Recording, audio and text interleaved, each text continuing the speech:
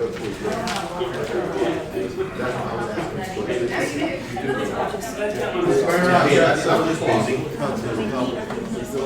read my mind. All right, ladies and gentlemen, it's 7 o'clock. Time to get started. Glad all y'all showed up tonight. We got two public hearings to start beating off with. We'll let Joey take over from right here. Thank y'all. Thank you. Get to my spot.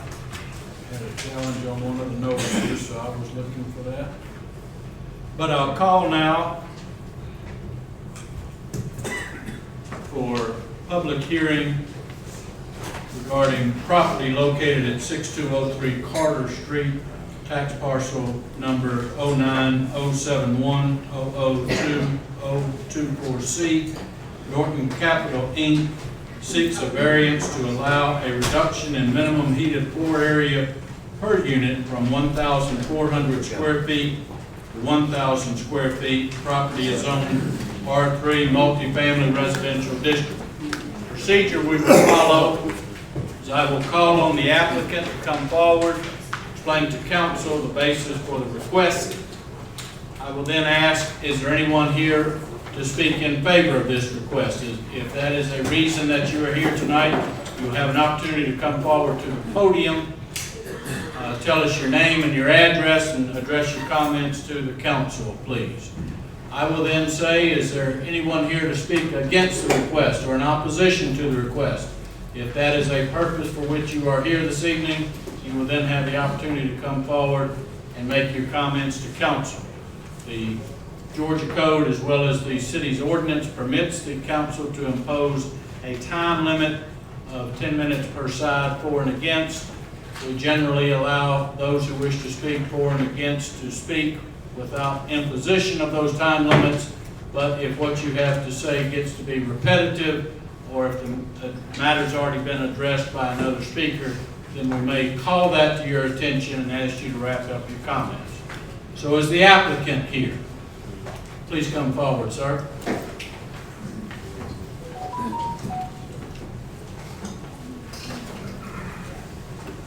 Thank you very much.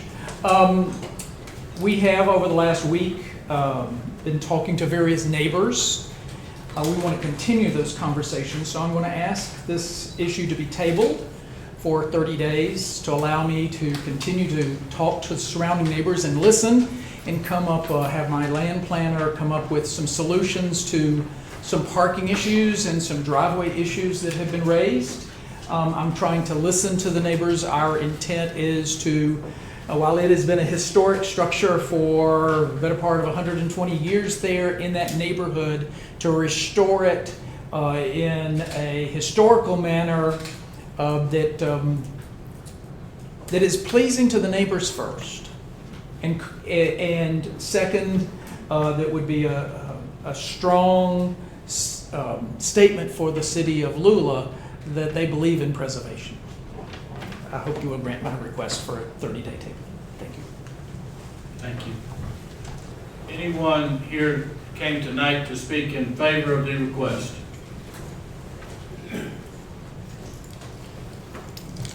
Robert Grizzle, 6400 Nairmore Way, Little, Georgia. You know, I believe that place has been an eyesore for quite a while. I think we've got a reputable developer here that'll take it in his hands and do a good job with it. Turn it into a nice piece of property and be valuable to Lula. Thank you. Anyone else here to speak in favor of this request? Anyone to speak in favor? You also had a written statement that was submitted. I've got two statements that council should have received as well as the applicant. Everybody should have copies of them. Just make those part of the minutes. Well, one is from Chris Lula. You want me to speak to it? Either way, you can either read it for council, or if everybody has a copy, you can put it in the minutes. Whatever suits the council. We got another one from Jacob and Samantha Cash, who couldn't be here this evening. Is anyone else here to speak in favor? Is anyone here to speak in opposition to the request? Anyone here to speak opposed to the request? I've got two gentlemen coming forward, maybe three. My name's Emery Coker. I live on Tower Circle. I don't object to him remodeling it, renting it out. but I object to the variance from 1,400 to 1,000 square feet. Thank you. Others in opposition to the request?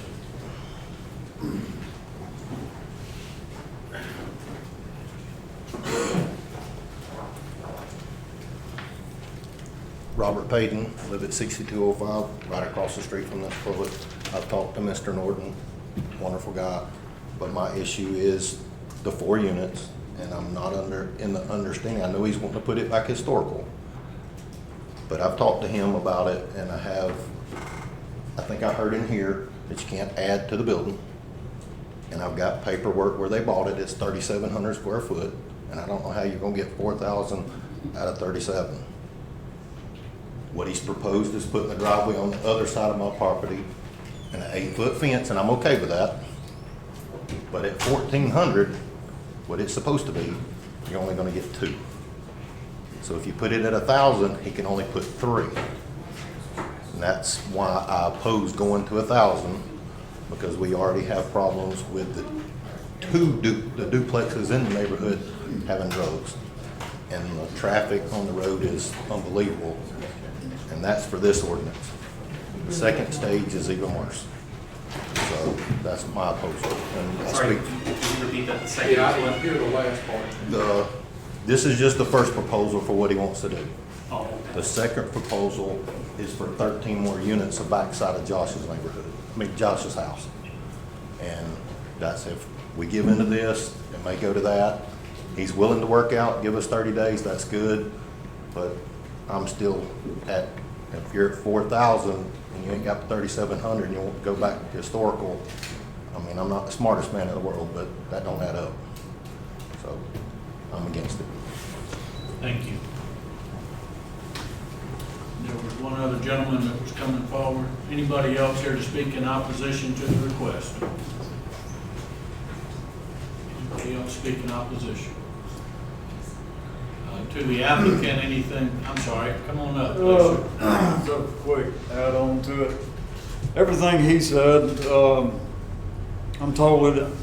like the idea of remodeling this place. I've done work for Frank before, and he does oversee good properties and takes good care of his places and puts a lot of value in restoring places like that, and I think that's a good thing. But my concern is if we go to like 1,000 foot, if it fits in the building at all, like Robert says, my concern is down the road, would that pave the way in the same zoning area, additional 1,000 foot? You know, what's to prevent it to go to 1,000 foot spaces on the 13 theoretical units on the way?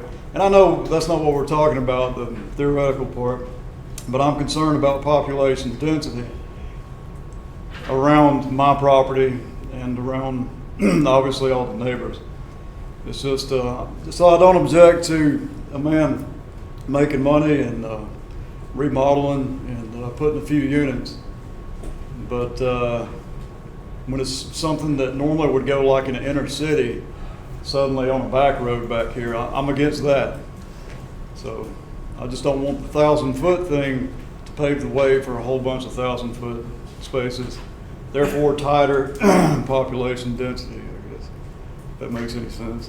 Thank you. We know you, but for our minutes, can you tell us your name and where you live? Yeah, my name is Josh Peck, and I live next door to this property, the Franks. Thank you. Yeah. Anyone else speak in opposition? Normally give the applicant a chance for any response to the comments, but I give you that opportunity. I'm listening, and I've asked for it to be tabled. And to council, if you choose to grant that request for it to be tabled to next month, I would ask that you specify in your motion whether you want to have a public hearing as well on June the 19th, as opposed to merely tabling it for a decision. Yeah, I make a motion. Do we need to wait until we have the meeting to make the motion, or can we make that now? Joey, that's fine, whatever you do. I'm sorry. Can we make the motion now as part of the hearing? Or do we need to wait? Still public hearing. Yeah. It's not. Let me ask also, did you already report, Dennis, on the, folks who sent in? On staff comments? No, on the folks who sent in that wanted to be heard? I can get it out. Okay. So the two items we have, one, let's see, from Chris Llewellyn to the council, I'm not going to be able to make a public hearing for the reduction of square footage from 1,400 heated square feet requirement to 1,000 square feet, but I'd like to go on the record supporting the variance. I think this would be a good redevelopment use of a historic building. I also think this would help offer differing housing options for citizens. Everyone doesn't want to live in a house on 1 to 2 acres. I work with 2 people that live in apartments that are less than 1,000 square foot. One is in Baldwin, the other one is in Clarksville. Each one told me that the space they have is ideal for them and their spouses, as they are each working full-time and in school. They said that they don't have time to take care of anything larger. We need more housing options in Lula. Thank you, Chris Llewellyn, and that was received today. The other comment we have is from Jacob and Samantha Cash. This was also received today. We live at the corner of Banks and Carter Street, diagonally located from the proposed property 6203 Carter Street.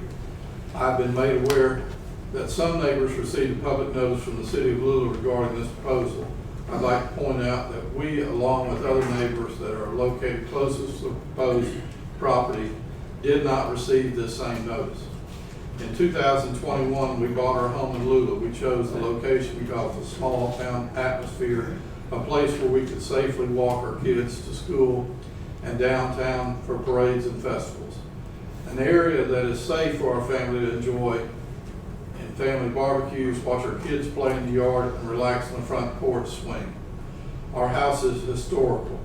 We are fortunate that someone took the time and care to preserve some of the home's history, and now we have a beautiful place to call home that is full of character. It is a time when everyone just wants to tear down the history of towns, cities, and states.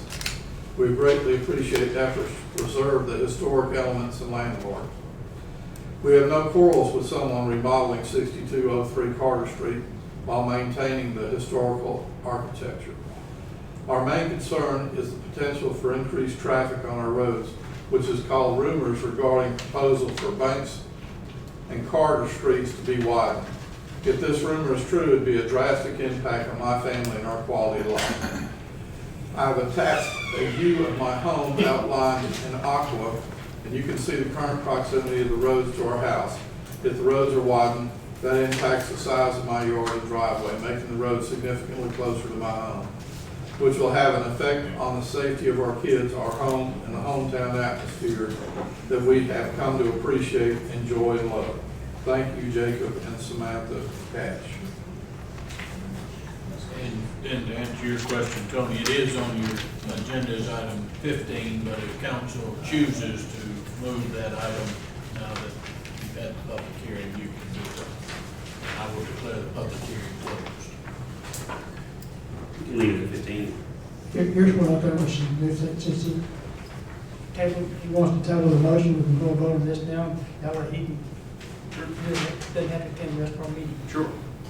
I entertain a motion.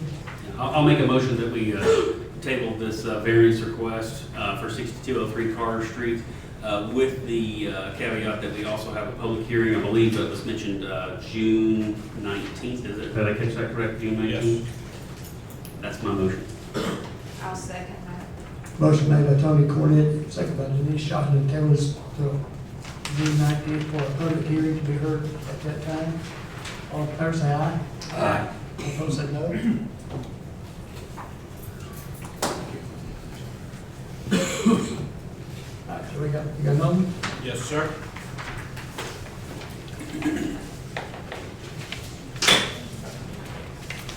I call now for a public hearing regarding a resolution to change the time of the regular council meeting from 6 o'clock p.m. to 7 o'clock p.m. effective June 19, 2023. This is an ordinance public hearing as opposed to a zoning public hearing.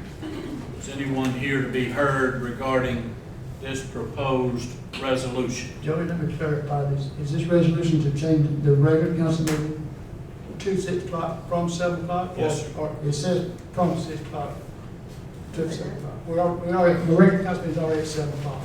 No, it says begin at 6. I'll read it again. Okay, I'll read it okay. again. I misread it. All right, I'll read it again, make sure it's clear. I misread it. This will be a public hearing regarding a resolution to change the time of the regular council meetings to 6 o'clock p.m.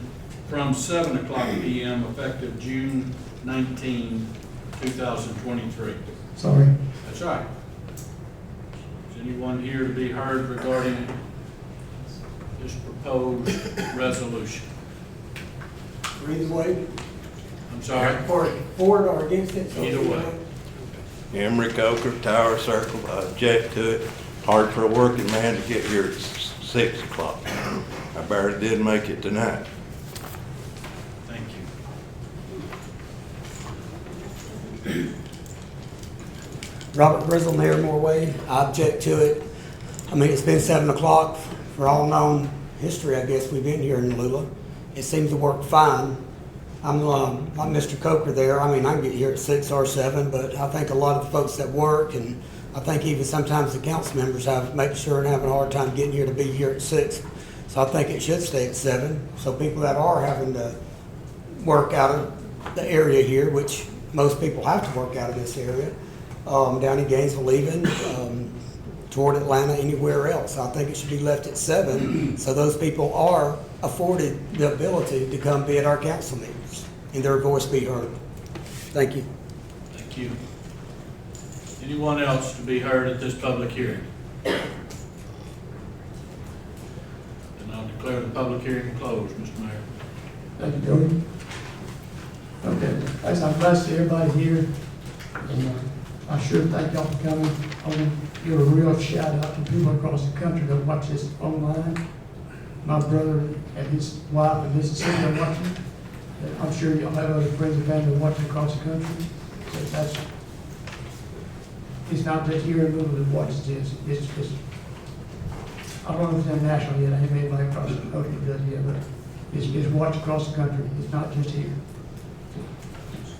And I appreciate y'all showing up, and I appreciate them, all the people online watching. We have 3 methods of watching it, the online, and we should be able to get some information out. And I sure am glad we did that. And dear Lord, thank you for the opportunity to service Lula. Help us, give us the strength, courage, and wisdom, to make the right decision for Lula. Amen. Well, let's have a moment of silence now.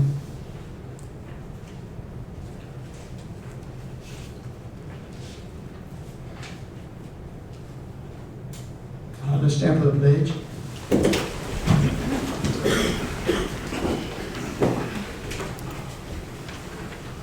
Attention, salute, pledge. I pledge allegiance to the flag of the United States of America and to the republic for which it stands, one nation, under God, indivisible, with liberty and justice for all.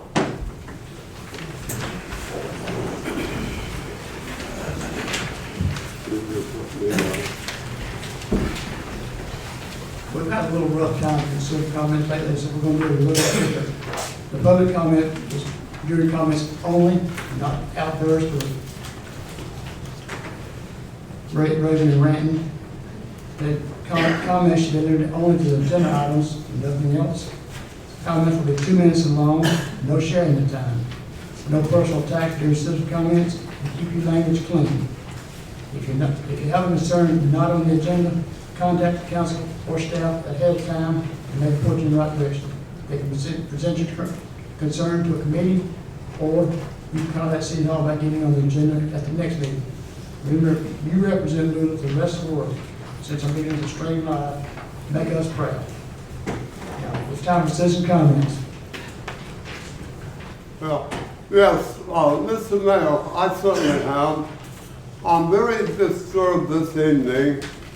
I personally asked if you would come down and talk to me. I'm looking at your agenda where it says City Council meeting conduct. I think we as citizens have something to say and talk about and ask besides what's on the agenda. I don't think that covers all. I'm a veteran.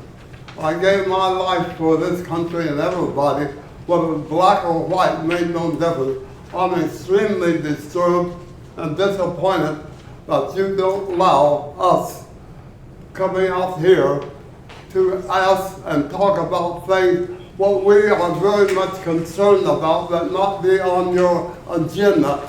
I am surprised at you. I don't want to direct matter anything else. I'm just telling you how I feel as a veteran, whether it's black or white.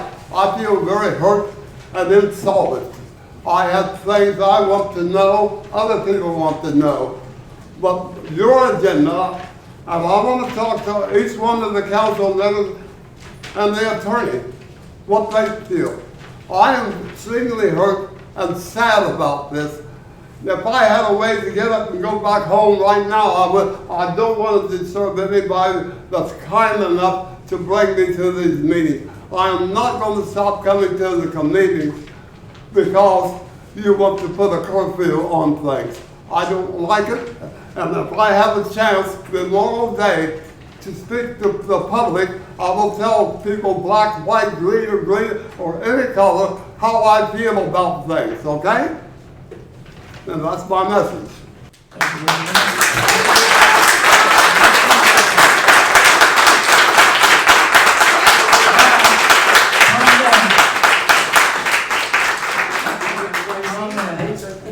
Come back to order here.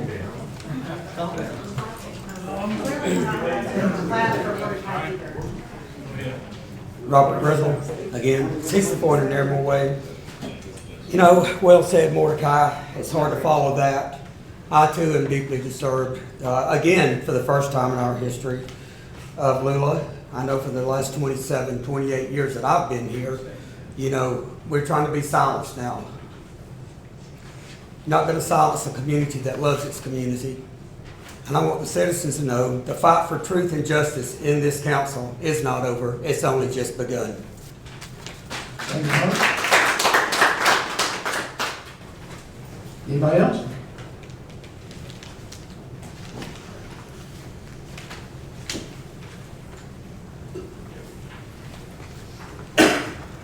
Joseph Johnson, and I do find it as well. Thank you, Mordecai, for what you just said, because I think that's the issue that we're dealing with, is the fact of trying to silence the citizens, as well as the citizens that have spoke out against you, Mr. Mayor, and you, Mr. Bramlett, during the recall. You're okay. This is absolutely not an attack. It's a statement of fact. I have 5 formal complaints in. One of those complaints are filed under the city's ethics ordinance.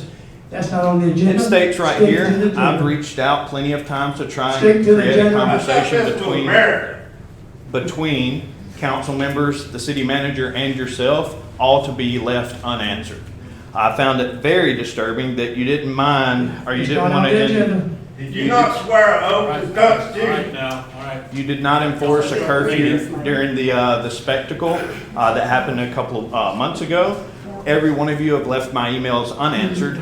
That's every council member, including yourself, Mr. Thomas. I have, like, so when are we supposed to address the issues? Oh, come on, man. When are Really, we? Joe? That's what it You comes said down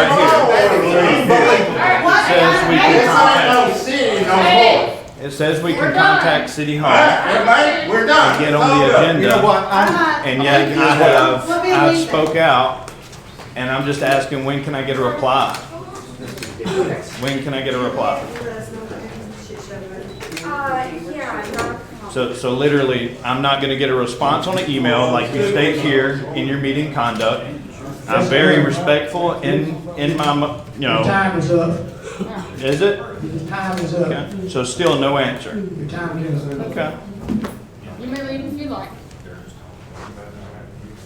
If things are gonna be cordial the rest of the meeting, you're welcome. Was I not cordial? If no more I'll stay outbursts, here. that's fine. There's no outburst or anything like that, that's all we ask. Right, so. Anybody else?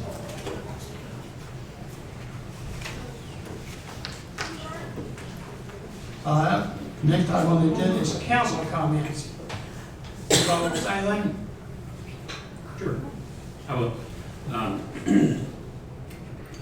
think what we just witnessed was quite concerning. And when we do get into the meeting, I'll certainly make a motion that we, and this is not a motion now because we're not in that section to do so yet. But I would make a motion that we reconsider this city council meeting conduct and limiting to items on the agenda because it sounds like the citizens really are deeply concerned and this is their opportunity. I would make a motion that we revisit this and remove those requirements so that we don't have that kind of outburst and interaction. So that's my comment. Calm down, you interrupted. I'd like to make a motion to a second. Do we want to have a motion now? I mean, I'll make a motion that we abandon It's this. council comments. Okay, but that's fine. We'll do it when we get into the meeting. Just like I stated earlier. What can we do? Anybody else want to say anything? All right. I was going to say, I'm in favor of letting the public speak. You're cutting them out.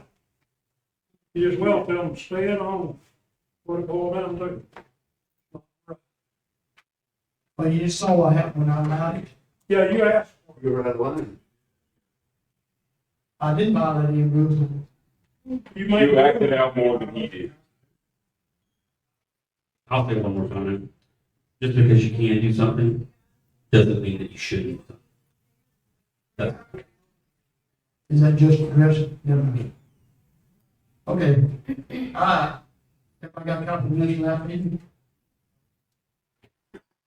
anybody find anything wrong with it?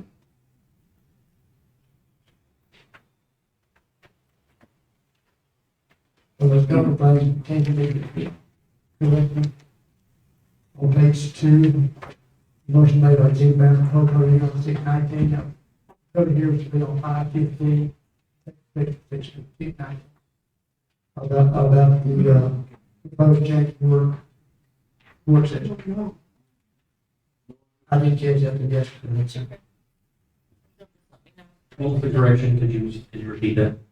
Page 2, proposed change in the work session council meeting times. The motion was made to hold a public hearing on 6/19, then 5/15, to take effect on 6/19.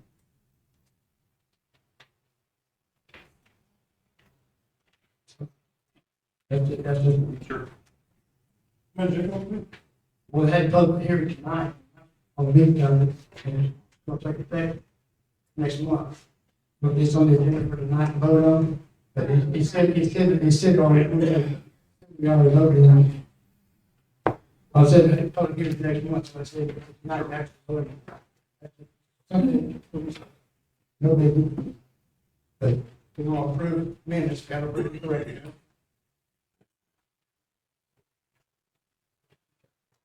With that change, I'll entertain a motion.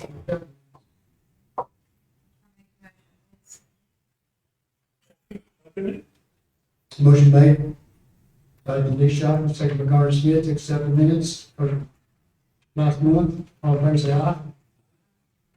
All opposed say no.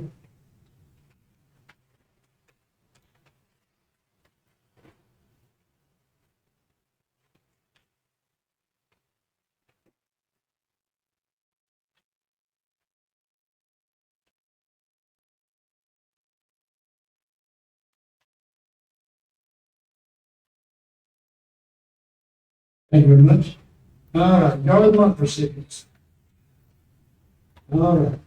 It's an award-winning month here. We have five. Condition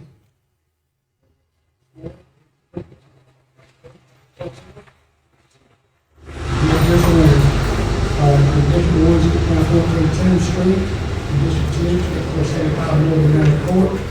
Condition 3, 6789 Belt Ridge Road. District 4 is 5362 Mountain View Parkway. And District 5 is 135 Woodside Drive. Congratulations, everybody. Did a good job. We got another next month. We'll get five for next month too, so keep on blooming. We couldn't hear you. Could you repeat those, please? Yeah. No problem. District 1, 5914 10th Street. District 2, 5475 Morgan Valley Court. District 3, 6759 Belt Ridge Road. District 4, 5362 Mountain View Parkway. District 5, 135 Woodside Drive. Okay, now we're down to nitty gritty. Count money. Get back to the agenda.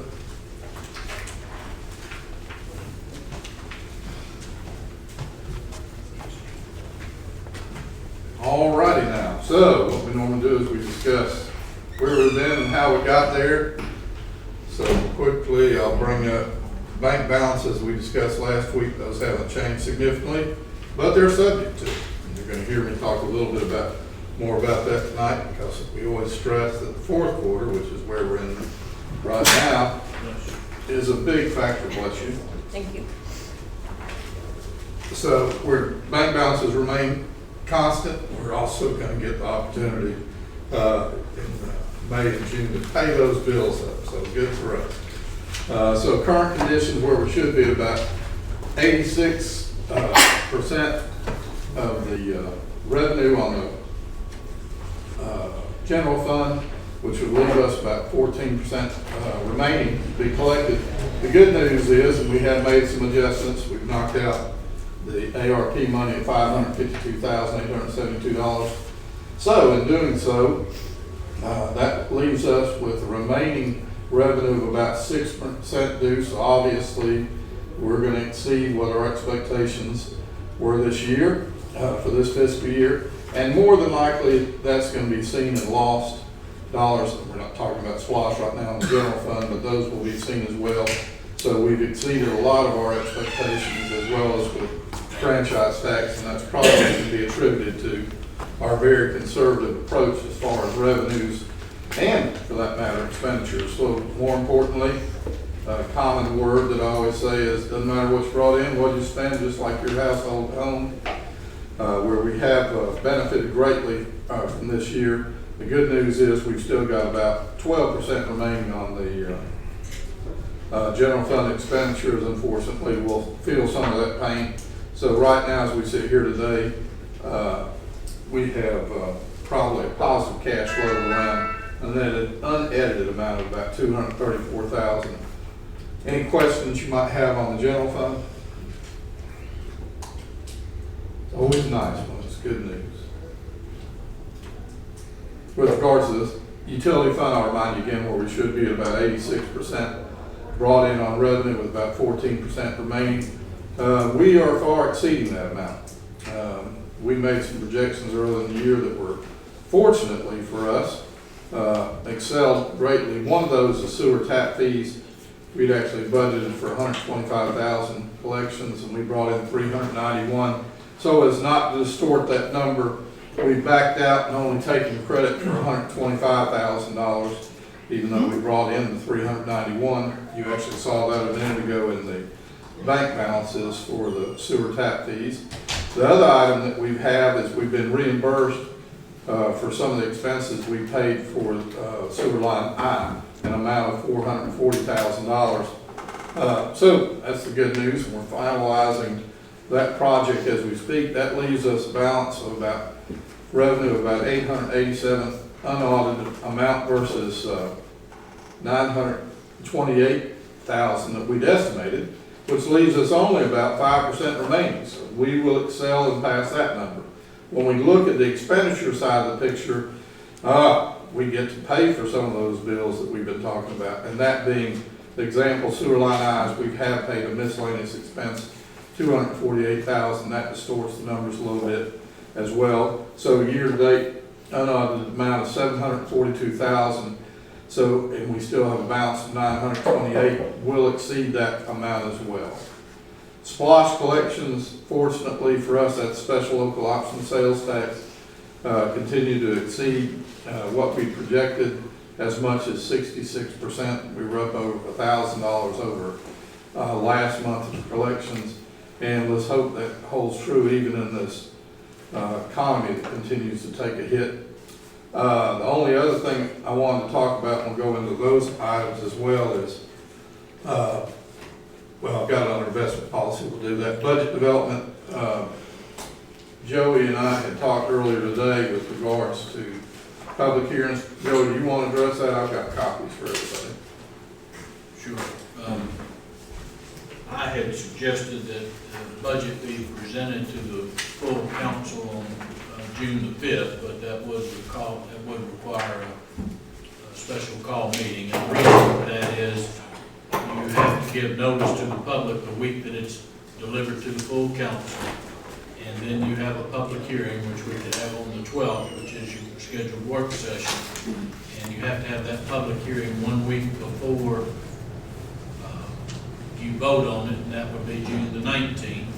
And as Dennis frequently reminds you, we also have to have public hearings regarding the millage rate, even though we don't impose a millage rate because you roll it back. But that would leave you the opportunity to have those required public hearings during that process. Should leave you enough time for the 19th. But that would require you all to meet just to receive the budget from staff on June the 5th. So we're going to need a special meeting for June. Well, Mayor, the answer is yes. You don't necessarily have to have it on the 5th, but because of the schedule, we have to have more than 2 meetings to address this item. And since today is the last regular meeting scheduled, we'll have to have a total of 3 meetings between now and when you adopt the budget.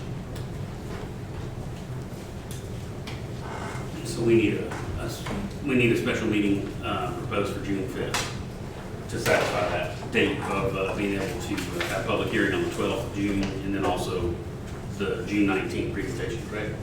Yes, sir. Yes, sir. That was my suggestion. Now that was to get the ball rolling.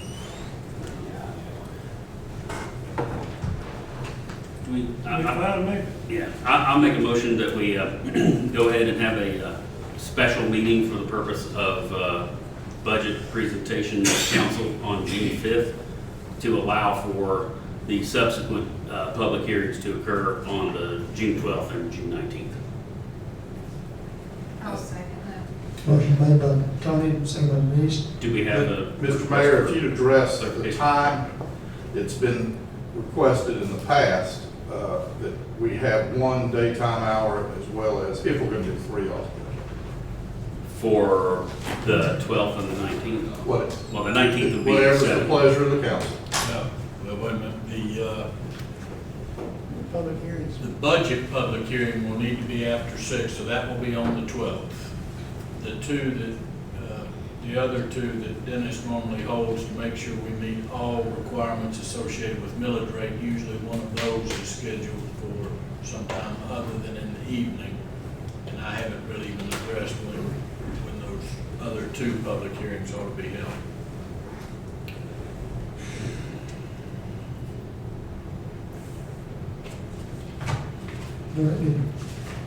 So you're talking about the June the 5th one? June the 5th would Would be need to fine. be early? Is that what we're It doesn't saying? necessarily have to be, because that's just to present the budget to you. And under the law, once that's presented to you, it's also released to the public that same week. And then that way the draft budget is available so that you can get some meaningful comments when you have your public hearing on the 12th. But that hearing on the 12th cannot begin until after 6. So starting the meeting at 6 will accomplish that purpose on the 12th. Would 5 p.m. on June 5th constitute daytime? Or should that be done earlier, prior to 5 o'clock? That'll be fine. You can do it at 5, because that one's really not even going to be a public hearing. It's gonna be presented. Dennis, do you I have don't a preference? Whatever's y'all's preference. Okay. 5 o'clock? Yeah, we could do 5 o'clock, because we also have, well, no, that's fine. Yeah, 5 o'clock. We don't have to have committee meetings or anything. We're not under that constraint at this point. So we could do 5 p.m. So I'll make the motion again that we meet at 5 p.m. for the council presentation of budget on June 5th at 5 p.m., giving us consideration for time requirement for the subsequent public hearing on June 12th At 6 p.m. at 6 p.m. and then the adoption on June 19th. Thank you, Justin. 7, 5, 6, 7. 5, 6, and 7. Everybody understand the motion? Yeah, I'll I'll still second. second. I'll still All in second. favor, say aye. Aye. All opposed, say no. Make sure we Good got luck it with set right. Okay. Did we get that right? You did, and there will be 2 others. Dennis will have 2 during at least one of those will be during the day where citizens can come in and comment at that time as well. Okay. The other item that we have, just as a relation to what we spent, and I reminded the Finance Committee of this the other day, and just like I referenced earlier. So if you ever wonder how quickly the air goes out of the balloon, pay a $30,000 premium on your liability insurance. And I use that as an example, another $26,000 on striping it that they might get done next year. When's that gonna get done? Who knows? They're supposed to give me a number, supposed to give me a date. We argued with them today. Interestingly enough, the good news is I mentioned sewer line I, and we're exhausting that loan for its full amount of 0.97%. And that's a good thing.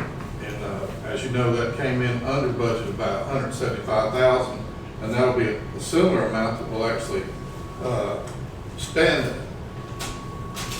What GFA won't refinance. We had some obligations in that as well, so that's a good thing. I'm just going to remind everybody the dollars go out quickly. The other thing I wanted to point out to you was the investment policy. So we talked about there's some excellent rates out there for short-term amounts. So what we would like to do is we've got some options available to us that we can do with online banking. Kind of scares everybody, probably a little bit, scares me a little bit. Joey's reviewed that to some extent. We've got an investment policy we do. We're actually trying to work with our existing banks because we have competitive rates, and we have yet to be successful with that. And that's surprising, is it not? It should be surprising. As much money as we carry in the bank. So, but we'll keep you apprised of that as that goes forward on that particular item. Let's see.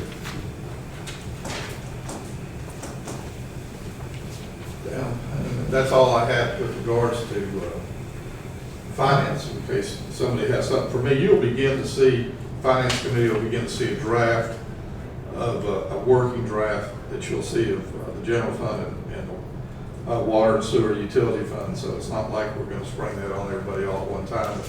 That's going to be in flux. So more than likely you'll see that in the coming days. Anybody got any questions? Water sewer? All right, so water and sewer, give me a second, get all the good stuff in front of me. Need a bigger time. Yeah, I definitely do. Didn't think that, but I did. So here's some good news. I get talked about this once a year, but we actually do it 4 times a year. When I mention fish kill, does anybody know what I'm talking about? Some people have been here for a while. Watershed Protection Plan, our annual progress report, is actually part of our permit requirements that we actually test some of the tributaries in our particular area. Some are in the Oconee Basin, some are in the Chattahoochee Basin. And then so we do, 4 times a year, we do a wet and dry inventory of those tributaries. And this report right here, and Tony, I just realized I didn't send it to you, so I know why you hadn't been able to get any sleep. But anyway, I will send that out. But nonetheless, this year's report is complete. We're actually in we're going into our 2nd year of contract with Fox Environmental.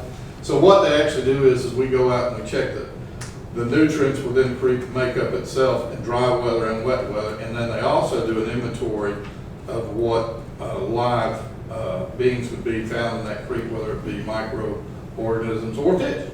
That's why I always tease about the fish kill. But anyway, great pictures, fun to look at. And the good news is for us is our numbers within this is what disturbs me about this particular report. Not a single sample area is within the municipal boundaries of the city. And we're lucky that we do a good job of maintaining our creeks and what have you. But in the event that we were found to have some areas of concern, we have no jurisdiction over it. That's an interesting position to be put into. But good news is that we're there. So we talked with the utility committee about a water line extension up on Belton Bridge that would extend all the way to 365 from the existing water line. What's been proposed is Rick McDuff would have the opportunity to present with regards to $7,500, and they would do the design on that. We would begin to get an understanding of the cost of construction and inspection. So, that being said, we would ask the council to approve the utility committee's recommendation that they go forward with an amount not to exceed $7,500 for the design of the Belton Bridge water line extension, which is right at about 780 feet. You want a motion on that? Yes, I do. I'll make a motion to do it. Motion by Regard Smith to fund the design of water line extension, Belton Bridge Road. Get a second. Motion by Regard, second by T. Bramlett. All in favor say aye. Aye. Opposed say no. Remind also that we've got bids out for Chattahoochee tank, and we've also got culvert work being done, as well as rate plan improvements. So those are all things you get to hear me talk more about later on. Has anybody got any questions on water and sewer like to address this evening? I guess not. The low-income housing water assistance program, I'm not sure what we'd be doing, but I thought you printed out that thing? Oh, yeah. I've had it. So I didn't print it. I mentioned to the council previously, we've actually addressed this 2 other times. Joey had commented on it. I think the council actually took a position not to approve it previously, but here's what the policy does. It's brought about for low-income households and assistance program, and that's brought about by the state of Georgia, very similar to the ARP money that was available to us. So DFACS actually makes that money available. For us, we can do whatever, the drive of the council would be. However, you need to understand there's some expectations in this documents, and Joey, you may want to speak to that as well. We feel like it would take a minimum of opening up another banking fund, if not 2. One to receive the money and one to disperse the money back into our utility fund. And then with that would come audit requirements. So, the question is that something that the council feels would serve the community overall? And if so, you just need to direct us in that direction. Joe, do you want to speak to that? Well, I appreciate staff pulling that together because it was some unknown cost with it when we looked at it some time ago, and we were unable to nail down those costs, but there would be some accounting audit requirements associated with the use of the fund. And as I understood it from the city, this had not been an issue in the past. We had not had difficulty with folks being able to pay their bill or not being able to, under your current policy, come to the city and address those matters if that needed to be addressed. Well, this got brought up by a constituent recently, and I wanted to address it one more time. So now, I'll entertain a motion. What you want to do about this? Do you want to adopt the policy or not? Is it the understanding that this would require additional staff to? I don't think it's required. It will take some monitoring on our part. From what we understand about the program, is they can give us a bulk amount of money to cover for a particular account, above and beyond what their actual bill would be. So we would draw down against that. That's one reason why you want a separate fund to keep track of that money. And then in the event that account closed, we'd also be responsible for either identifying that money and sending it back to them, or retaining that money for a new customer, not to be named later. That's the part that worries me a little bit. And so this is, ARP money is actually originates as federal dollars. Although we wouldn't meet the federal dollar threshold, I could easily see if we don't do an excellent job, or if they just chose to do an audit, a random audit, we could certainly find ourselves between a rock and a hard spot. It concerns me a little bit, we'll put it that way. And my best guess is there's maybe 30 households in Lula that will qualify for it. Yeah, I'm not familiar with the qualifications.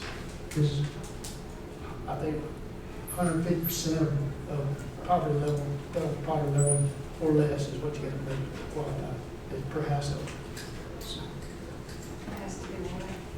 I think it's less than 150% poverty level, which is right around $30,000 a year per household to qualify for this. I think the program administrators may not have provided enough information for us to be able to make a decision. They gave us 19 pages. 19 pages. And Lord knows they've, It certainly leaves a lot of questions. well, it's not for us to decide who's probably under defects, who qualifies. The challenge that we would have is this. The administration, yeah. So we would have to pay for an additional audit We each year. could. I'm not saying we would. I would. There's a possibility that we would Well, I have can to. assure you, if we have two separate bank funds, one to receive the money and one to disperse the money back to ourselves, ironically, you probably do want, it could be a minor amount for an audit trail on that. When I say minor, your annual audit, we would just include that as well. There would probably be an additional expense for it versus an independent separate audit that they could order for us. Plus, there's no benefit to the city for doing this. It's a courtesy. I think we need to leave it alone. Is that a motion? I make a motion to leave it alone. Motion by Garrett Smith and second by Gene Bennett to not set up a low-income household water assistance program here in Lula at this time. All in favor say aye. Aye. All opposed say no. Let me catch up with you for this second. And then T-spots. I'll let Joey speak to that. No, go ahead.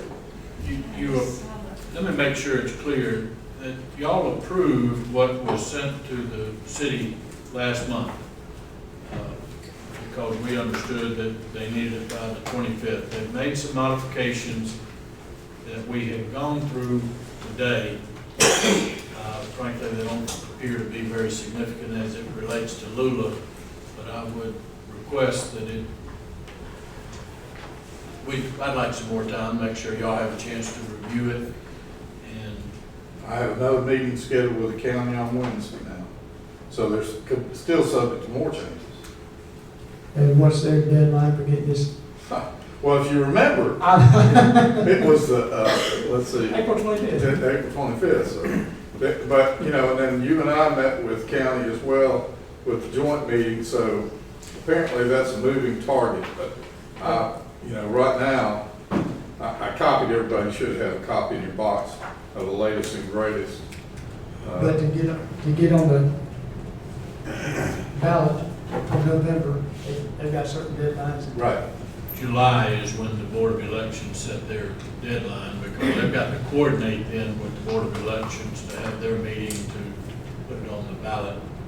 So we got time to look at this new version without voting on this tonight. Nobody told us that, but when it was mentioned to me, I said, well, Lula already approved what you sent.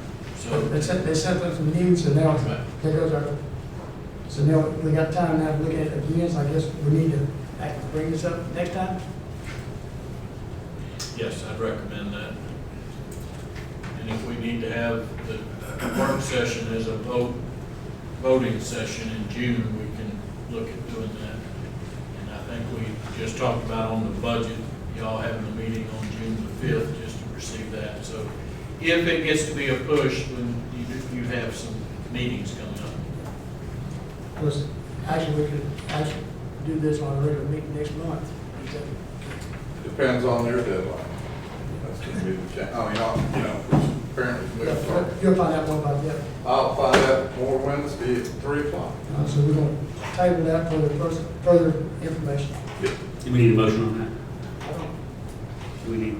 Could we need- take action We can tonight. have, we can do it about it, yeah. Go ahead. I make a motion, we table discussion for the proposed IGA for referendum on T-Splosh until the following month of June at one of our regularly scheduled sessions, whether it be the 12th or even the 19th, giving us enough time to review any changes that the county may have bring to us. I'll second that. That motion made by Tony Cornett, second by Lee Johnson, to revisit this next month. All in favor say aye. Aye. All opposed say no. Okay, the resolution to change the time of the regular council meetings to begin at 6 p.m. from 7 p.m. We've heard a public hearing tonight. I'll entertain a motion on this. I'm gonna make a motion to leave it at 7. I'll second that motion. Motion made by Lee Shocker to leave it at 7 o'clock, second by Gene Brennan. All in favor say aye. Aye. All opposed say no. 7 p.m. it is. Okay, Veterans Park Fountain. So the VFD tribe replacement, I would let y'all know, we went ahead and we've ordered that. The reason I continue to bring it up is because unfortunately, it's not a stock item, so we've probably got about at least 3 more weeks before we can put that back in place and get the fountain open. And I promise you, if it had hit 90 yesterday, the phone would have already been ringing today. When is the fountain open? He did it at 9. I don't want to pitch it, dude. How long do you think it will be? Like I said, we ordered it 2 weeks ago, so they said 5 to 6 weeks. Relief is on the way. Okay. Hopefully, a little hot weather gets here. Yes. Okay, number 9. We have a human resources committee thing. More than one thing. So a couple of those items we talked about, it's only item A, we're talking about personal leave amendment and the scheduled meeting for interviews. We talked about that in a second. Personal leave amendment was going to be considered as part of the budget, so you all have a chance to view that straight up. And then the hiring incentive was the one that I copied y'all on today, a proposal from what y'all had expressed, or the numbers can change. So if the council want to take your comment tonight on the hiring incentive for existing employees to bring in new applicants. And I understood that to be $600 for the submitting employee, and if they're successful after 6 months, the new employee would also receive a bonus of $500. Is that correct? Okay. I'm gonna make a motion that we do the hiring incentive with the employee receiving a $600 check after the new hire has worked 130 days, 5,200 hours, and the new employee would receive the $500 check after working that same amount. I second that motion. I have 5,200 hours. That equates to 26 weeks of 40 hours a week. 5,200 does? I can do math real quick. 2080 would be. That's 40 hours. That's 40 hours a week. That's 2080, yeah. 28. Yeah, so it is, I think we maybe. Half of that possibly, or Yeah. less than half of that. I was just reading off. Yeah. 1,040. 1,000. That's 130 days. I was or- taking Hey, your word on the we got the math whole there. 9 yards. If it's 200, we'll make it work. That's easy to fix. All right, so, is that the motion? Out to 80 hours. Yeah, they come in 30 days. Okay. 240. Okay. I will Good luck. change that 5,200 to 1040. Yeah, I know how we do it now, 130.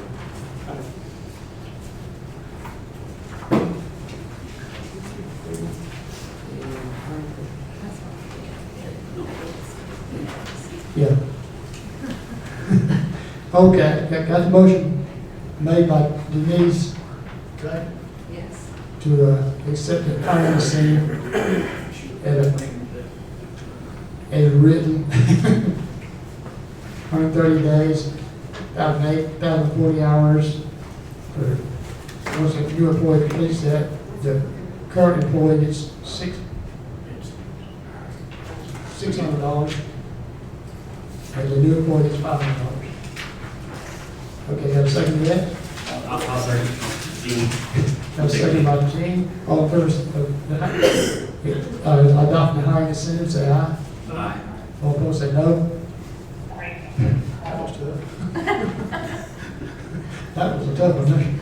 Okay, Item B would be an item, again, that you'll get an opportunity to speak to directly in the budget. Item C is proposed, and I sent this out to everybody, and it looks like the 22nd. So we just need to nail down the time. That evening. okay, do we not decide on I think I said We 5. did, I didn't know if Denise, that you were available at 5 I o'clock. should be, normally I'm off on Mondays, so Okay, good. if not, I hope it's at 5 o'clock should be. So we'll be copying y'all with the resumes in your boxes. Thank you. Okay, item number 10, tennis court. So two things are coming up. We brought this up last week. We've only been successful in obtaining one bid to recondition the existing tennis court at the cost of $9,750 for the company by the name of Southeastern Tennis Courts.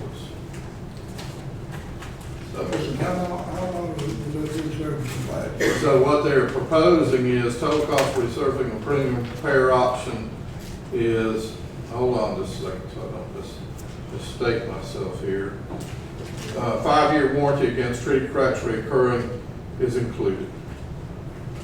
So basically, 5 years you're gonna have to resurface. You could have the opportunity to resurface. I know that particular tennis court hasn't been resurfaced since in my tenure here. So if they do a good job, hopefully that would be the best. I would like to see if we couldn't have the pickleball lines also painted I can do that. on there. I can With do that. For those that's the new thing. I don't know what pickleball is. I don't play it, but I know that's the new thing. That's the. I And will so find out if we there's- can't have those lines also painted, so it would be versatile and would be for tennis and pickleball for those that. I will find out if that's available to us.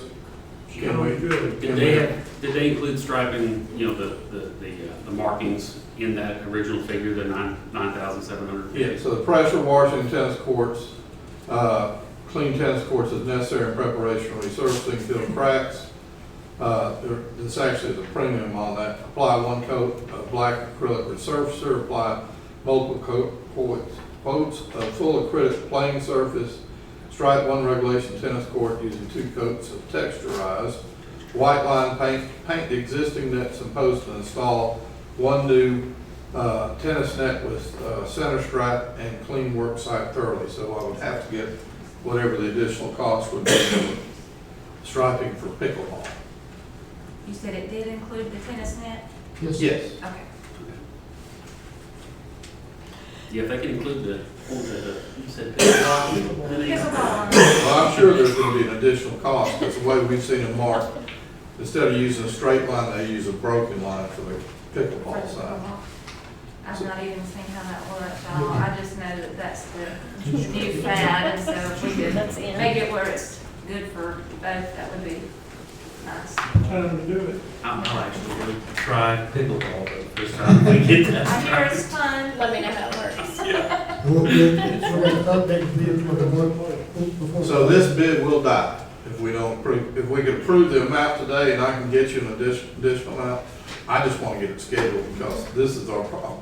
But, I don't know what the pickleball would cost. I do know that this is at a point of expiration, and they may go ahead and honor it. There's the problem. I'll make a motion to go ahead and approve it. Motion made by Garnet Smith, second by Gene Manley, to approve the resurface of the tennis court for $97,050, $9,750. No. $97.50. Now, that's for the tennis court only. All opposed say aye. Aye. All opposed say no. Now, Still get a price on, I'll let everybody know as soon as I can get it. and bring it back to us. I will. The idea, that's what we want to do. Yeah. Wellness park sign, I was thinking on this pickleball thing, could we not go ahead and establish a maximum amount where you can go ahead and tell the order and get over here? say amen, brother. What's the line item for the payment? They don't have, they didn't break They it didn't down. line item it? No. Okay. We can say 10-2 and say, amount not to exceed 10,200. That's That gives them an additional, $550, $400. yeah, if they can't do it, then We don't. they don't have to comply. Y'all go and praise for it. If it comes in under $150, they'll go and do the pickleball court. If not, just leave it at tennis court. Is it? Yes, you Well, what Do you want me to restate it? I mean, I can restate it. I mean, who was it that made the motion? Was it you, Lauren? I did. Okay. Do you want to restate it? No, just go ahead. Okay, so we're making a motion to go ahead and have the tennis courts resurfaced with, as proposed, with the addition of additional pickleball striping for an amount not to exceed $10,200. That gives them $450 if they can get that done within that. Okay. Now then. Do we get some second on that? That's right. Okay. Now then, we'll vote. To redo the tennis court and add pickleball up to $10,200. All in favor say aye. Aye. All opposed say no. It's going tough, man. Wellness park. I have a proposal of $2,827 to redo the wellness park sign, which has lasted us about, gosh, I don't know, 8 years. Anybody? Let me,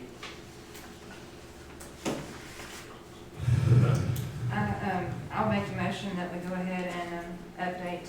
okay, The I wellness got park something sign. pertinent on this. Do we have a motion, do we have a motion to hear anyone from the floor? You want to make a motion? I'll make a motion to hear him from the floor. I'll second that motion. Dennis, are we gonna use the same silhouettes that we had now? Yes, I made those. yes. That's, I've we got- actually took those out of the price. I've got the, okay, I've got the design, so. No, and you actually made us extras. You may not remember that. The silhouettes. I've got a whole other set of them. See, Okay. your memory's failing. I was gonna say, I had that design, so we could give it to whoever's to make the sign. We're gonna offer them the, like I said, you did actually make an extra set. Okay. You're a good guy. Thank you. How long ago was that, Mark? Was that 8 years ago? It's been a while. Okay. What we get to? I'll make a motion that we go ahead and update the sign Motion at a made. cost of $2,827. Motion for the new shop, the Wellness Park sign. Get a second?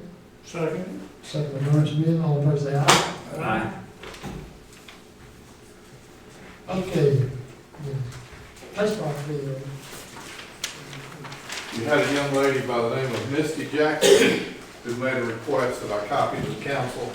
She'd like to use the ball fields on July 8th from 4 to 9 p.m. Playing a game of kickball, grilling out, shooting off fireworks, might be a concern of the council, if permitted. And we request access to the restrooms as well, approach the galley. Gathering is for fellowship with friends and family veterans. I know all of y'all have already read this, but anyway, they estimate 50 to 75 people.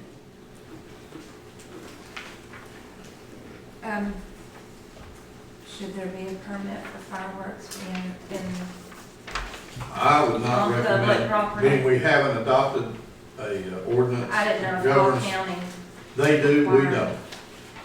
don't. okay. I just, The fire department should be involved in that also. It's very particular about how a fireworks ordinance should work. You're right. And it does include having them, you know, several cities, and when that initially was passed by state law, adopted some programs only to have to go back and revisit them numerous times. Is that right, Joey? Yes, sir. okay, I just didn't know if we Yeah. had a Nope, we have not. thing for, We used to have fireworks. Years and years ago, but they changed the law about, Okay. I don't know, about 4 years ago, Joe? Is that right? Yeah, somewhere there. And then changed it again. They've learned a lot. So now we can, you know, I make a motion, we allow her to use the ball field. With It the needs to be exception- used. With the exception of fireworks. I mean, I just, they said there was no ordinance on the fireworks. I was just So asking if we without an had. ordinance, The request is- without an ordinance, you would probably have to deny the request, on the fireworks side. Without one, we have to deny, is that what you're saying? I would be concerned Okay, I about was our confused on that, I liability. think. Okay. Without the use of the fireworks. So It would you're- have been public. So your motion Okay, is my motion is to approve. approve without the use of fireworks. okay, It may go about, I'd like to amend that to, when they put up $50 deposit, for the cleanup, if they get it clean, it is not back. Yeah, I'm fine with that. All right, let me start all over. again. It's been a rough night for this. I'd like to make a motion that we allow her to use the ball field without the use of fireworks, and that we would take a refundable $50 deposit if the restrooms are left in good order. okay. Really, I mean, Thank you, second. I'll second. Okay. And then, motion by Lee Shockley and second by Tony Burnett to allow Mr. Jackson and Queens to use the ball field on Saturday, July 8th, before 9 p.m. without fireworks, with access to the restrooms, and paying a $50 deposit, refundable with recommended clean. All in favor, say aye. Aye. All opposed, say no.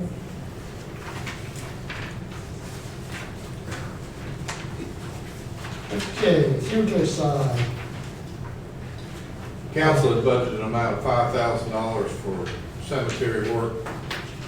And the idea was, when we talked to finance about that, was 10,000, increase that dollar, about $10,000 for installed sod. The problem that we've had with that, had we known it was just wet winter, we'd have certainly come to you a lot sooner, but nonetheless, the price of sod just continues to escalate.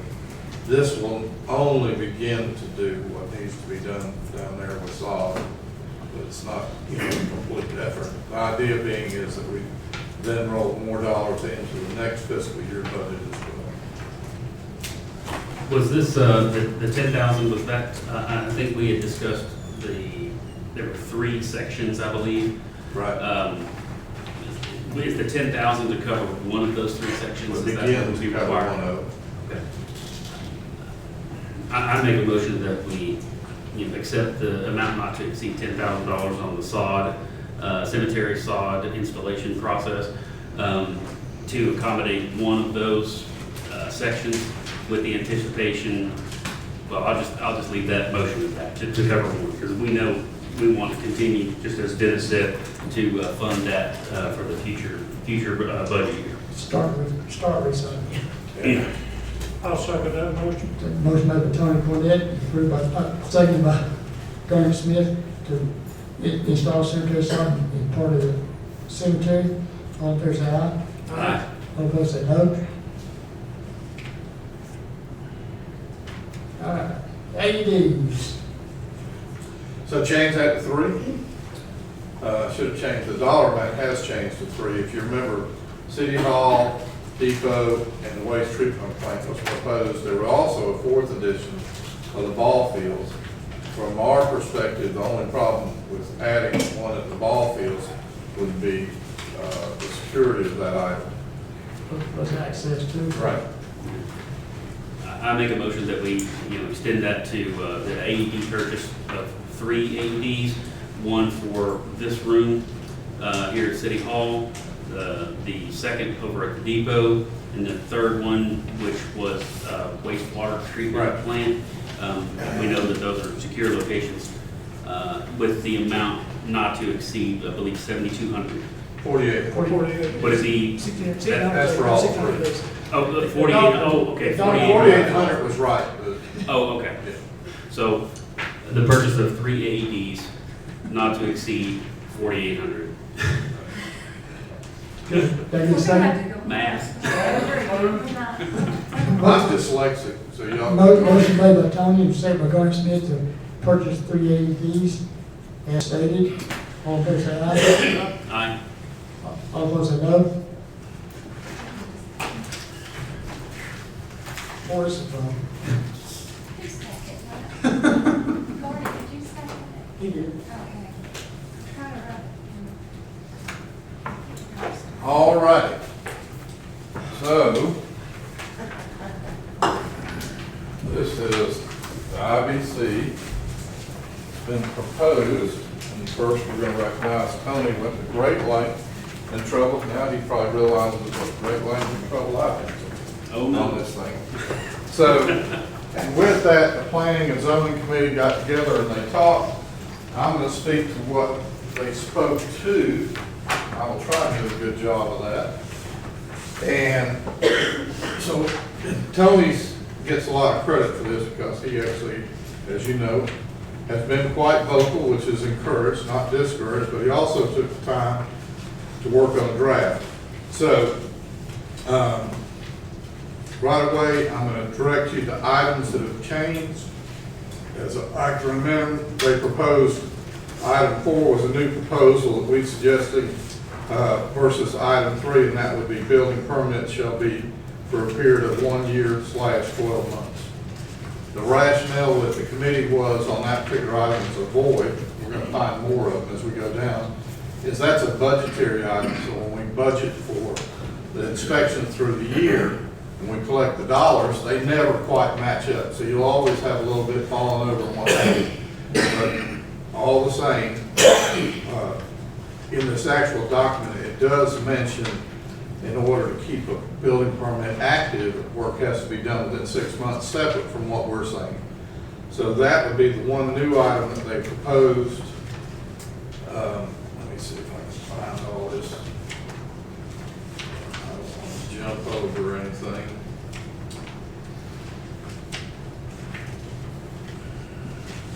I'm going to have to refer back to the first page. Keep going back and forth.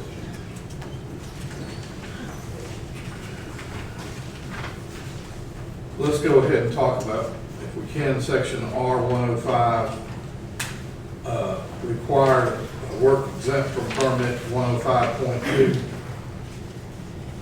And Tony, I'm going to tell you, as I remember the conversation, the committee said they wanted to speak to it, but you had proposed on building number 1, other than storm shelters, originally it stated 200 square feet. You had suggested an amount, I believe 120, and they agreed with that. They defined a floor area, a 1-story floor to be 12-foot floor to ceiling, and you had added will not require utilities such as electricity or plumbing. And examples, Tony also offered, were examples meeting the criteria included but not limited to pet shelters, other small structures not serving as a means of storage. The accessory structure is not meeting criteria will require a permit, but buildings still have to meet setbacks as required by zoning. That was the one thing they added to that. Do you want to go ahead with this change, or do we want to stop on that? That change is fine, the way it reads here, just as you stated, not to exceed 120 square foot, yes. Not to exceed 12-foot floor to ceiling. I know that was an addition. That's fine as well. The definition is fine. And then, buildings still have to meet setbacks as required by zoning. But if it meets these other criteria that's listed, that particular structure would not be requiring a permit because it's not being used as storage. I may have to go to my desk, and I'm going to. Lord, we got too many copies of this. Give me just a second. It's right on top of my desk. I want to make sure I'm working from their comments as well.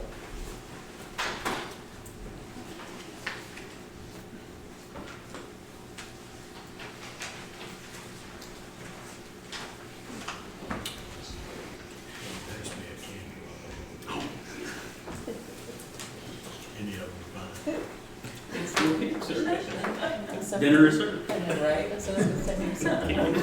I can't erase it off. My bag is one. I need a crosswalk.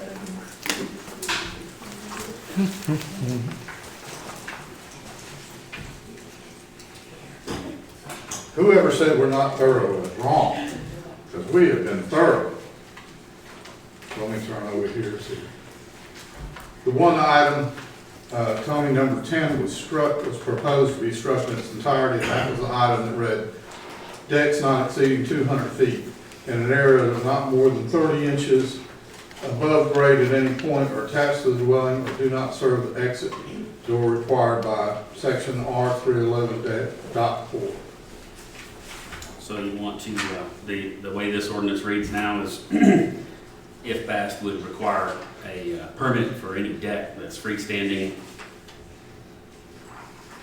period.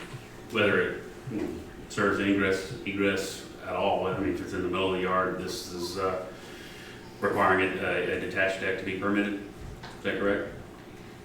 I think it's good. Recommended to be. Yeah, we struck it entirely. So this, remember the statement said, permit shall not be required for.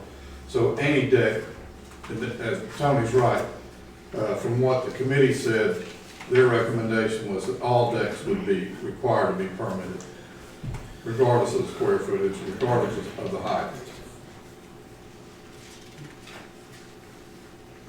Is that not correct? That's correct. The reason why that is safety. You get out there with 100 people on the deck and it falls, and it's not built properly, somebody's gonna get hurt, somebody's gonna get sued. How many inches is that off the ground? They said any length, any height, any depth, or any. Oh, no, I know that what was stricken was less than 30 inches, And 30 right. inches or less. You give somebody an opportunity to do shortcuts, and which somebody's gonna get hurt. What other changes were made? Did we talk about the verbiage on the appeals? So Joey's gonna address that at a later date, because that's gonna need some work on it, and I'm not putting words in his mouth. So, but we know that the expertise would have to come outside of the council. Hold on just a second, let me make sure we got other items in here. Let's see. Amazing, we have so many copies of these, which is not a bad thing, I don't misunderstand.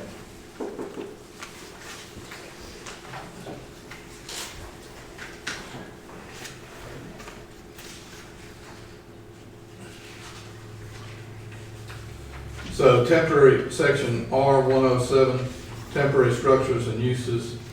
Tony, I believe you proposed that entire to be struck in its entirety. Yeah, that was in keeping with what was requested originally when I received the document. Right. From last year.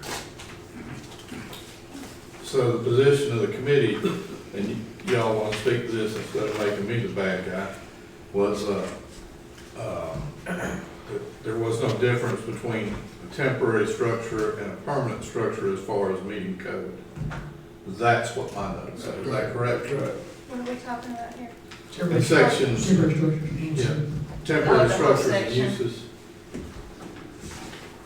Yeah, I agree with that. You know, section R107 regarding temporary structures, you can leave that in. That would have been my recommendation anyway. Not sure why it was ever taken out. I think there was a discrepancy over definitions, and I know Robert Grizzle was one. I don't think I see him in the room, but he was one that did step up and advise everyone on council what constituted a temporary structure, such as a construction trailer. So, thank him for that. The other section was R111, service utilities 101, R11, .3, authority to disconnect service utilities was proposed. I think, Tony, you proposed that one to be struck. And they suggested that would be, would go forward. Building officials shall have the opportunity, the authority to authorize disconnection of utility service to a building structure or system regulated by the code, and then reference codes and standards set forth in section R102.4 in case of emergency where necessary to eliminate an immediate hazard of life or property, or where such utility connection has been made without approval required in section R111.1 or R111.2. The building official should notify the serving utility, and where possible, the owner or the owner's agent, an occupant of the building, structure, or service of the decision to disconnect prior to taking such action. If not notified prior to disconnection, the owners or the owner's authorized agent or occupant of the building, structure, or service system shall be notified in writing as soon as practical thereafter. No issues with that either. I think the only other item that remains was the fine or fee amount. So we reflected that where an amount would be recognized as a fine, and y'all want to speak to that dollar amount. I think, Tony, you had suggested originally early in the conversation about an amount at times, depending on the application. I think it was $200, $250. Is that right? Yes, the original amount that was listed and received was $500. Right. Plus So that's the one item that probably, although I think the committee came back at $500, that's the one additional item that, so that would not be recognized as a fee, it would be recognized as a fine, and that fine could only be applied if the citation was issued, with the exception of the stop work order, where, again, the citation would be issued there, and corrective measures for a fine up to $500 is what I've been told. Is that correct? To the committee? Yes. So those were, It's up to 500? it would be, but it would be recognized as a fine rather than a fee. Which means it could be less. Were you saying up to? Yeah. Okay. So that's for inspections, that's a fine up to $500 for each inspection that was failed to be obtained, so there could be multiple. Violations, the section for violations, any person or permitted project who fails to follow code will be subject to a fee of $250 per violation. Right. If the amount is not corrected within 7 days, fair enough. Stop work order, this is the one I've never had any issue with. You know, that's a blatant disregard for a stop work order. Right. Any person or permitted project who has issued or posted a stop work order and continues to perform additional work other than corrective measures shall be subject to a fine of $500. That didn't change, and that's fine as well. Those are the known changes that I can recall, and Lord knows y'all worked hard on. I will have to say that Section 105 is the most contentious to me. Section 105 permits required versus not required. I appreciate you taking into consideration additional verbiage so that we can clarify that you do want to have permitting for storage buildings I believe it was expressly stated for, the requirements of setbacks. However, the striking of item number 10, which is the decks, which I don't have the original verbiage, well, I probably do have the original verbiage, but, decks less than 30 inches, freestanding, not serving a home. I can read directly to that if you Sure. like. Yeah, go ahead and read that. Go ahead and read the original 10. Item 10, so these would be permits, should not be required, decks not exceeding 200 square feet in an area that are not more than 30 inches above grade at any point and are not attached to a dwelling and do not serve the exit door required by section R311.4. That was in the original? That was the original, and what's been proposed by the committee is to strike that in its entirety. In so doing, all decks, regardless of size, would have to be permitted.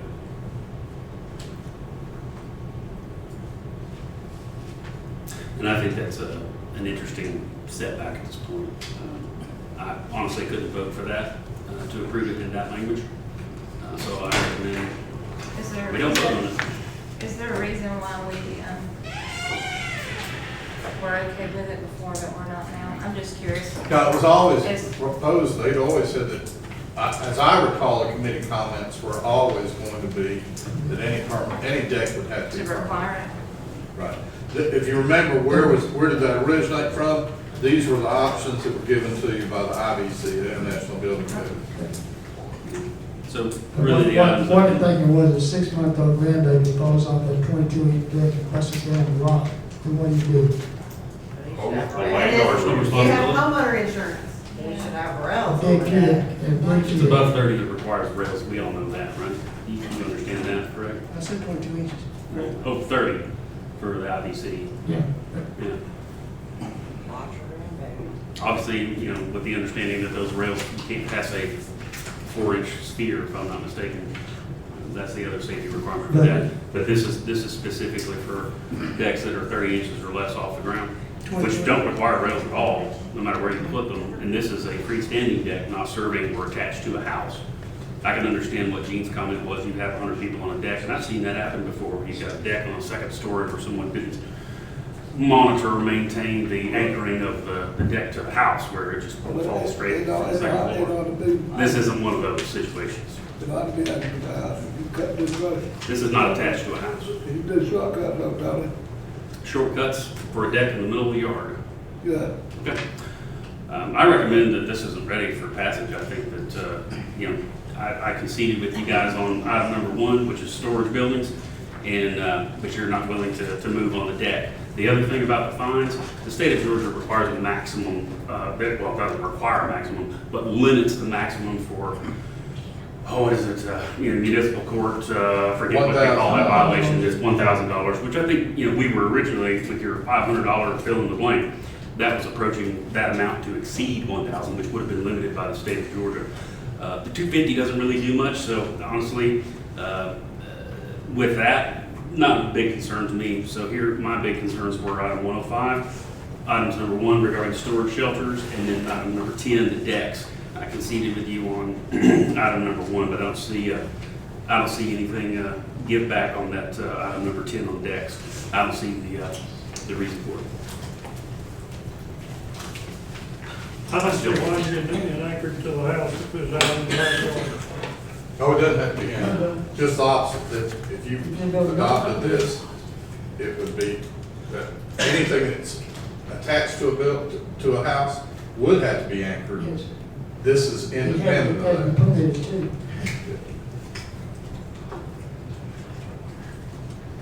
I've been in a situation all my life, and I've seen people between your finances, that situation where they did shortcuts and not build like that properly. And that's the reason it needs to be permitted.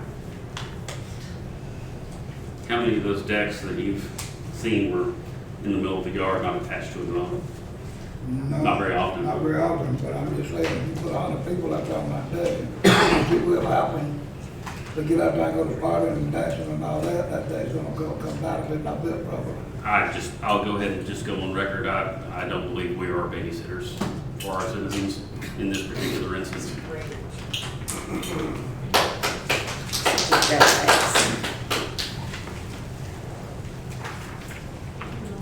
All right, what we're gonna do about it? Gonna pass it down the road again? Been passed down, but we'll pass it down again. Is that a motion? Motion. I'll second. Motion by Garner Smith, I'll second. table this for more discussion, second by Tony Cornett. All in favor say aye. Aye. All opposed say no. No. Motion passes.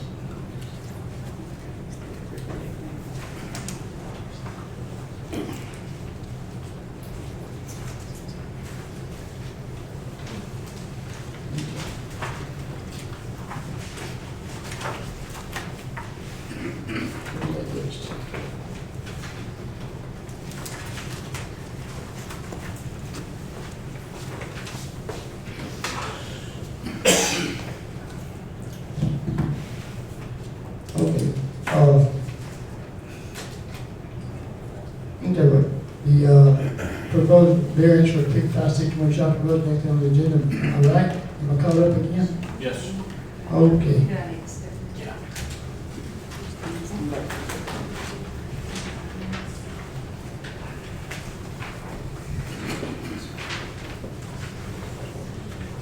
Mayor, this was a variance item that was tabled after the public hearing. I didn't know if council needed any further comment or if you tabled it solely for decision. I don't think it's more than good. Okay. I entertain a motion on this, on the variance. I'll entertain, I'll make a motion that, for the variance requested for 5561 Shotwood Road,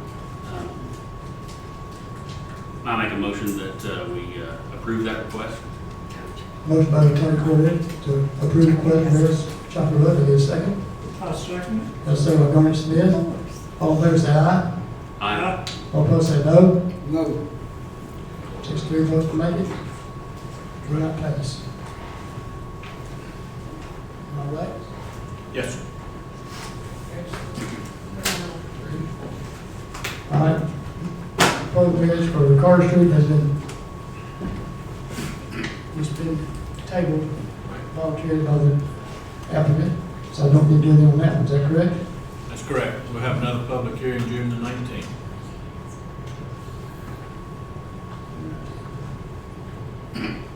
All right, any more of the county line ordinance? So we have not gotten a response from the county. I can't wait to bring that up to them. But, It's almost 30 days. and again, all we need is a yea or no. We need to go forward or, For the you county. know, address it right. So, either way, I'll respond to the council, let them know if the county raises a bona fide objection. Obviously, we'll copy you on that and we can address that as a different issue. Okay.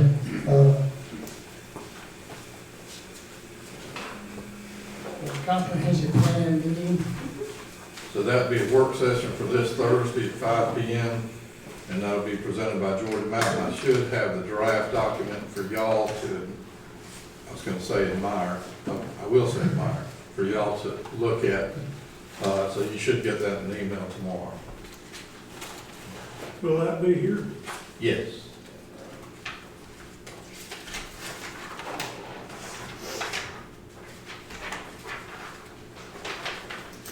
okay.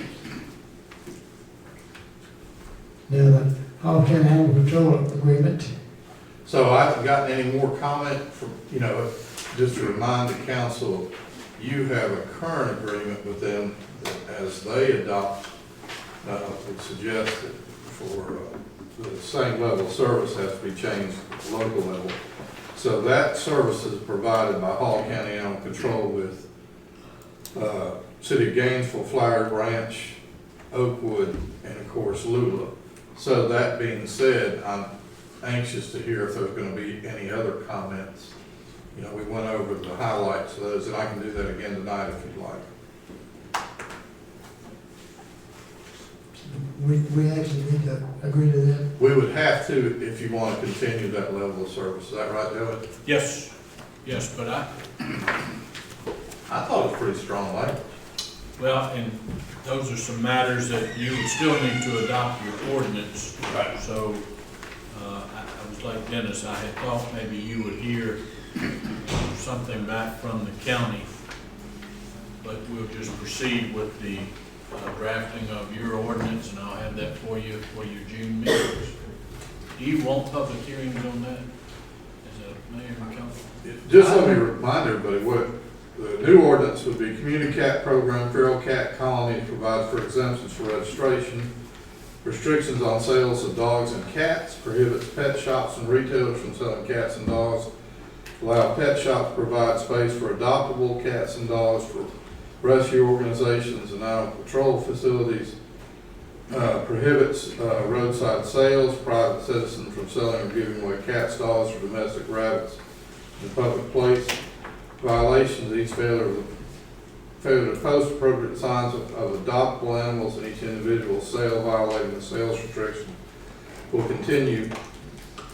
A separate offense, a limitation of potentially dangerous and or vicious animals requires proper enclosure of animals classified as such to be construed at least 1 mile away from a school, church, or daycare, and prohibits felons from owning, housing, or controlling such animals. That being said, this is probably close to 80-plus pages long. And that would be, to comply with those would mean that we would have to modify our existing ordinance. Is that what we're suspecting? Right. Yes, sir. Yeah, ours not that long yet. So, you're But gonna, this is something that we have to do in order to continue animal control through Hall County. Is that Yes, correct? that's our agreement, but there were some comments made when it was brought up at the work session that some of these would may be impossible for the city to enforce. So that being the case, I'll go ahead and get you all the ordinance, and I also thought Hall County may still be in the process of tinkering with their. And they may be, because that's on the correspondence that I've got. does our current animal control orders say in uncertain terms that we have to comply with their ordinance? It's the intergovernmental agreement that says that we have to adopt their ordinance in order for them to enforce our ordinance. So it doesn't automatically, when they do it, we do it? No. It's gotta be We still have to adopt. home rule. Right. So So I would hold off adopting it, let us confirm what they. No, we're not asking for a vote this evening. Okay. We're surprised there hadn't been any more Yeah. communication. I'll remind everybody, I think I got this a week ago Friday, and had been told it was coming for the last 2 weeks, so I don't think it's ready to see the light of day yet. Okay, Wednesday, May 24th, a little later meeting for lunch and dinner at the depot at noon for dinner, lunch, and 6:30 for dinner. The Historical Society meets the fourth Monday of the month at 7 p.m. at the depot. Just next Monday. Text my gov. Everybody should have already signed up for this by now. It's the way we're going to notify you of any emergency situation in the city. All you have to do is take the word Lula to 91896. It's working really well. And Memorial Day is 2 weeks from today, at 10 o'clock in New York Park. The Historical Society is bringing that, and expect a big crowd. So we did it. All right, back to the comments again. Do you actually gonna let people speak? I haven't stopped anybody from speaking yet. You did earlier. If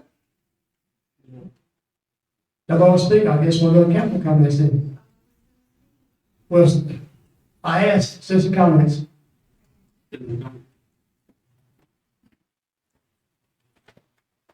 I had a question about the conduct thing. I know it says that we can address y'all and you'll send us in the right direction. I did send an email. The only response I got was from Dennis. No other. So if you're not going to answer our emails, then where do we go with that? And I know this is probably something you can't handle, but you know, I'm just trying to address a problem I'm having in the city without any resolution. Which item are you referring to? Is it an email regarding mail? Yes, because I can no longer get my mail since I filed against the mayor with the recall. Mhm. The reason when you do a bulk email, when we all comment, that creates a forum. And we can't comment when you address all of us in one email. Okay. Because we have not publicized that we're having a meeting, and that puts us into a place to where we're having a meeting on email that is not public for everyone to see. Okay. Does that make sense? So the instruction then for everyone. I can talk with you individually Right. via email, but when you bulk email us, Okay. that's why we allow Dennis to respond and the rest of us does not respond. Okay. That way we're not breaking the law. So a lot of what y'all are asking us to do, it goes against the laws and the regulations that we have to abide by. All right. Is that correct, Joey? Yes. So what we need to do, I'm sorry?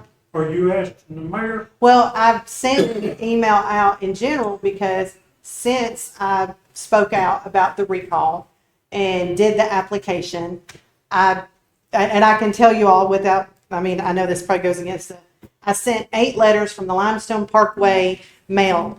7 of those letters were to my business. 1 of those letters was to Randy and Erica Martin next door to my business. She received hers within 4 days. I haven't received any of mine. 2 have been returned as undeliverable. To me, that seems like I'm being harassed for speaking out because I didn't agree with the mayor. So I'm just wanting to know, I know that you can't control the mail. Dennis explained that to me. But my problem is, as a citizen, I should get some resolve. I'm not getting any resolve from the postmaster. I know that you don't control the mail, but I just thought maybe letting someone know the situation that I was going through, because I am not the only one in Lula going through that situation, that maybe it just sheds a light that as a business owner that it should be addressed in some way and not ignored. Thank you. Thank you for sending the email. And And for certainly for future reference, you can. each individual. Sure. Okay. Thank you. Thank you. Anybody else? Council comments. Sure. I just want to thank everyone for coming out. I appreciate you all for being here and being involved in our community. I really appreciate that. I'm very thankful that you're active and concerned. A couple of things that, you saw several voting items tonight, one of which was a request for a variance at 5561 Shockley Road, and you saw one person recuse themselves as required, and you saw 2 votes for and 1 vote against, and the reason that motion failed is because it requires a unanimous vote when there's 3. So I just want to make sure that everyone understood that. And one of the concerns that I had was, and the reason for my motion would have been that the city of Lula did pass an ordinance amending additional permitted uses within the agricultural district, which was, pertinent to the request. This was, I believe, it's 081521-B, which I think is meaning that it was approved on August 15th, 2021. And so to have denied that claim or that request would have been in violation of the ordinance that was passed, in my opinion. So I just wanted to just kind of shed light on that. If anyone wanted to ask me questions about it, feel free to send me an email.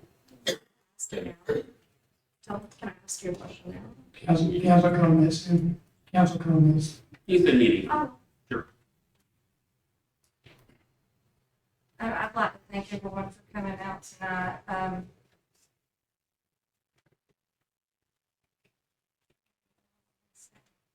There's a lot more than my mind. There seems to be sides going on in the city.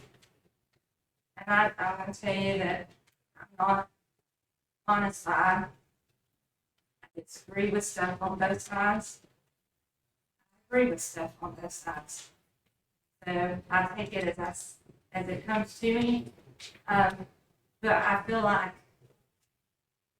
we need to be careful how we approach what we're wanting and how we're doing, and how we word what we're wanting, and our tactics in getting this resolved.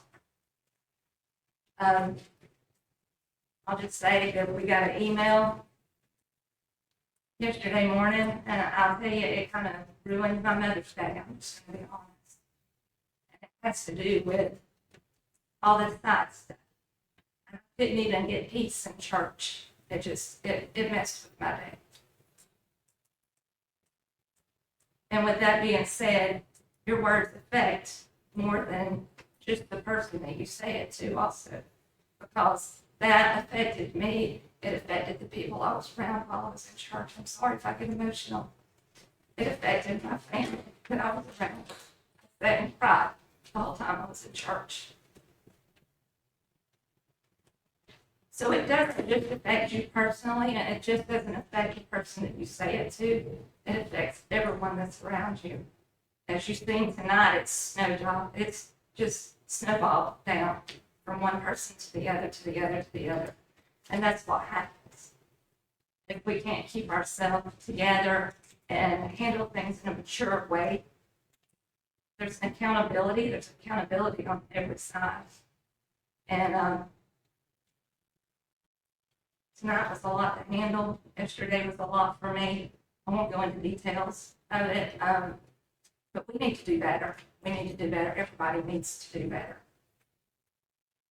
And thank you for coming out. Thank you. Gene?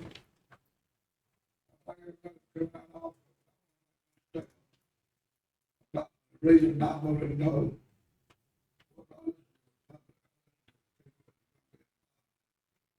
Nothing against somebody trying to make money or what else. For that. And leadership. But people in the city. Use your judgment on. Listen to what they are saying. Not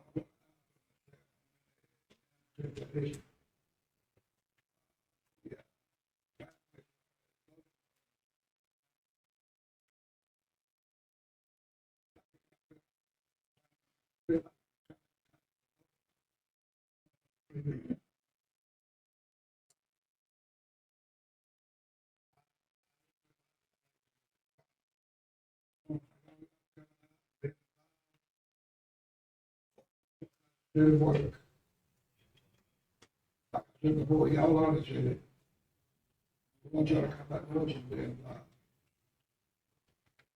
Thank you.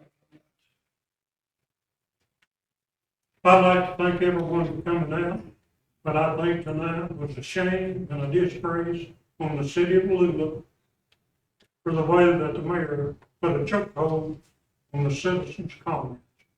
I think it's wrong, and if you can see what it causes, looks like you don't your eyes. You did? You just said we didn't listen to the vote. After the crowd walked out, we paid it no attention. Are we gonna debate this here, or we're gonna finish council comments, go home? Well, Are we gonna debate this here, or? This is council comments, we're gonna have council comments.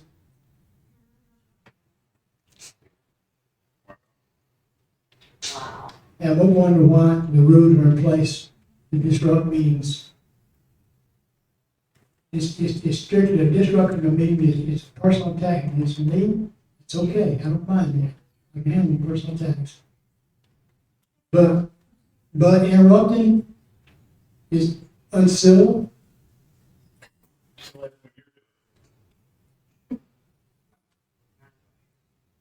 still listen to the public a little bit. These are the same rules that were replaced 4 years ago.